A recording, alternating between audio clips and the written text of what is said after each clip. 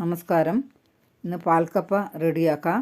നല്ല രുചിയാന്ന് കഴിക്കാൻ വേണ്ടി പാൽക്കപ്പ ഉണ്ടാക്കാൻ വേണ്ടി 1/2 കിലോ കപ്പ എടുത്ത് തോല് കളഞ്ഞെടുക്കുക. കപ്പ തോല് കളഞ്ഞ് ഇതുപോലെ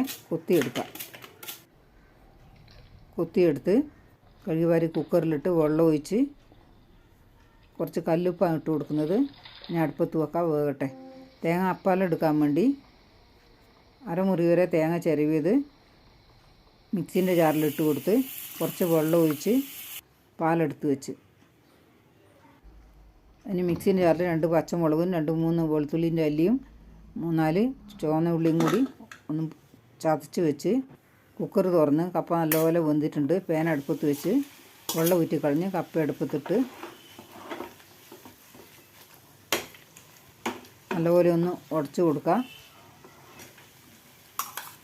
ഇനി ചതച്ച് വെച്ച പച്ചമുളകും ഉള്ളിയും കൂടി അത് ഇട്ട് കൊടുത്ത് നല്ലപോലെ ഒന്ന് മിക്സ് ചെയ്യാം. നല്ലപോലെ വേകുന്ന കപ്പയാണ് പാൽക്കപ്പക്ക് നല്ലത്. ഇനി കുറച്ച് ഉപ്പിട്ട് കൊടുക്കുക. ആദ്യം ഉപ്പിട്ടത് തരുന്നല്ലോ. നല്ലപോലെ ഒന്ന് മിക്സ് ചെയ്ത് തേങ്ങാപ്പാൽ ഒഴിച്ച് കൊടുക്കുക. എന്നിട്ട് നല്ലപോലെ ഒന്ന് ഇളക്കി കൊടുക്കുക.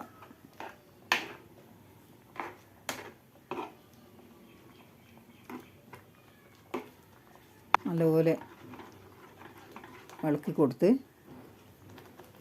കപ്പയൊന്ന് തിളച്ച് വരുമ്പം വാങ്ങി വെക്കാം. ഇനി കടുക് വറുക്കാൻ വേണ്ടി ഒരു ചട്ടി വെച്ച് 1 ടേബിൾ സ്പൂൺ വരെ വെളിച്ചെണ്ണ ഒഴിച്ച് 1 ടീസ്പൂൺ കടുക് ഇട്ട് 5-6 ചെറിയ ഉള്ളി വട്ടത്തിൽ അരിഞ്ഞത് ഇട്ട് ഇനി വറ്റൽമുളകും കരിവേപ്പിലയും കൂടി ഇട്ട് കൊടുത്ത് നല്ലപോലെ ഒന്ന് ബ്രൗൺ കളർ ആകുമ്പോൾ വാങ്ങാം. ഇനി കപ്പയിലേക്ക് ഒഴിച്ച് കൊടുക്കാം. പാൽക്കപ്പ റെഡി ആയിട്ടുണ്ട്.